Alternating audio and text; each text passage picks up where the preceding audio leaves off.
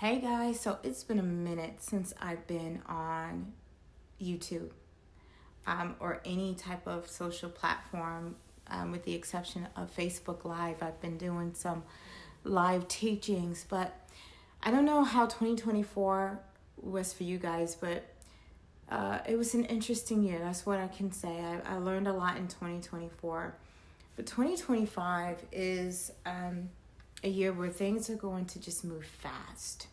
And so come with me as I navigate 2025, as we navigate 2025 together, as I navigate 2025 as a believer, a woman of God, as a pastor,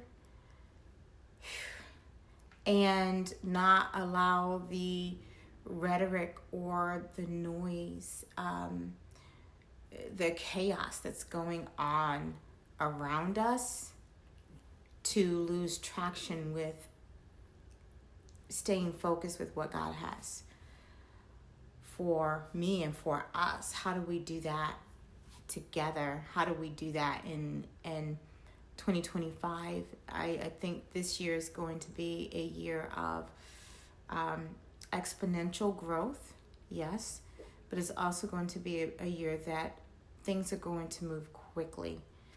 And so you did not stumble on this by accident. I believe that there's a word for you here. And so it's going to move quickly. And as things progress, we want to make sure that we're able to stay focused and move full steam ahead and not give in to a lot of the noise that we're going to hear, but staying true to ourselves, to God, to His Word, and standing on His Word and believing for Him.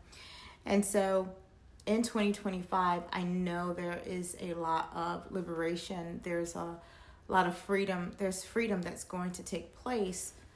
And with that being said, there's going to be some changes. But change is not necessarily bad. It can be very good. When we grow and when we evolve, there are changes that have to take place. And so with that being said, let's just take this journey together and see where it brings us. If that's you, if you feel like, 2025, navigating 2025 as a person of God, and not giving into the noise of the rhetoric, being watchful and being prayerful, that's important. Knowing the signs of the time, that's important. But not giving into the noise or the rhetoric or the fear or the uncertainty of like, okay, what does this look like? What does this mean? But still moving ahead. And even in moments where you might be transitioning and you may be going from one position to another position, and we're talking about physically. And then normally when we transition physically, maybe from one job to another job or from one position in that particular job to another position, there's always going to be a change that takes place spiritually as well, that our intellect, our soul is transitioning also. And so that's for a reason. And you want to make sure that you're able to receive that transitioning. And as God is evolving you, receive that and listen to God as well. And so don't be perplexed or don't be afraid. Just go with God and let Him guide you along the way. And He will.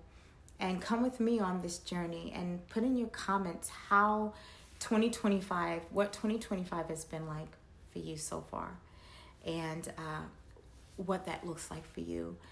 And you may be a leader at your church. You may be a pastor. You may not be a pastor. You may be a minister, an evangelist, or you may be a leader somehow at your church. To me, if you're in servitude and you're working for the ministry of God, then you are a leader. And so you may be trying to figure out, how do I navigate that? How do I lead? And I'm a parent. I'm a mom. I'm a dad. I have children. How do I lead effectively and yet lead a team of people, and yet lead people, and yet sermon prep, and yet vision cast, and do all of these things, and also take care of myself, because we also need some R&R ourselves. We also need to take care of ourselves, right? We're in ministry, where a lot of us are parents, or you may be single and you're looking to have that spouse in your life, but you're also ministering. You also have to take care of yourself, listening to God, all of these things. And so while navigating in this fast pace of 2025, is happening fast.